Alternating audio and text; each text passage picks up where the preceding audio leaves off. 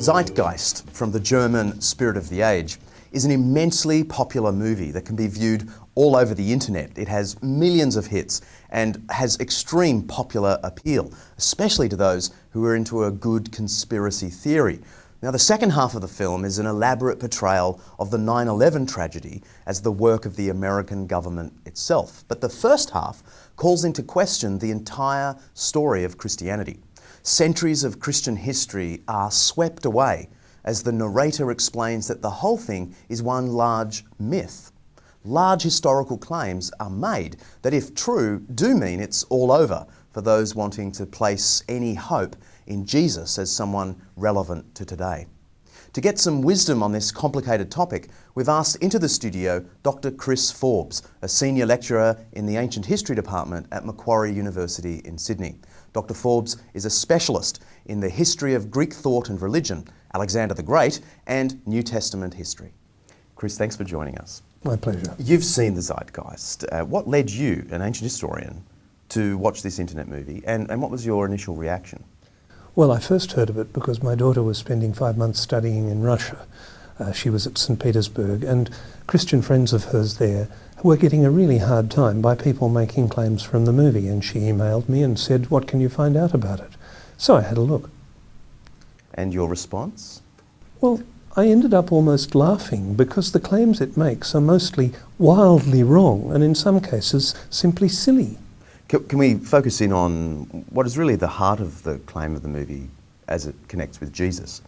And that is that the whole Jesus story of him being born right through to his crucifixion and resurrection is a mishmash of ancient mythologies, in particular the mythology of the sun god of Egypt, Horus, we're told. Yeah, John, can I stop you there? Horus isn't a sun god. Okay, but the movie says that he is. Yes, it does, but he's not. What sort of god was he? He's the god of the sky. Ra is the sun god. Okay. That makes the connection between him being a sun god and Jesus being the son of God more difficult, doesn't it? I thought it was only a pun to start with. I mean, the son of God, S-U-N-S-O-N, it's a perfectly good pun in English. Well, it's a fairly bad pun in English, but it doesn't work in Egyptian, and it doesn't work in Greek, and it doesn't work in Latin. It's Okay. just a pun. So leaving all that aside, Yeah. the claims about this particular sky god then, Horus, are that he was born on December 25th, he was adored by 3 kings, he grew up, he had 12 disciples, he was crucified and then he was resurrected. Well, that sounds like the Jesus story. It does, because that's what it is. But it's not the Horus story. Oh, by the way, you left out born of a virgin. Born of a virgin, indeed. Yes, except that his mother Isis wasn't a virgin. And there's no suggestion in the Egyptian sources that she was. This whole list of parallels are true of Jesus, aren't actually true of Horus at all. The ancient sources don't mention these details? It's pretty unlikely that the ancient Egyptians would say that Horus was born on December the 25th, because December is a Latin month and their calendar is completely different. Was Horus crucified and raised from the dead? No, Horus wasn't crucified. Horus wasn't killed at all. Osiris was killed, betrayed and killed by his brother Set, who then cut up his body into very small pieces and had them scattered all over Egypt so they couldn't be patched back together and resuscitated.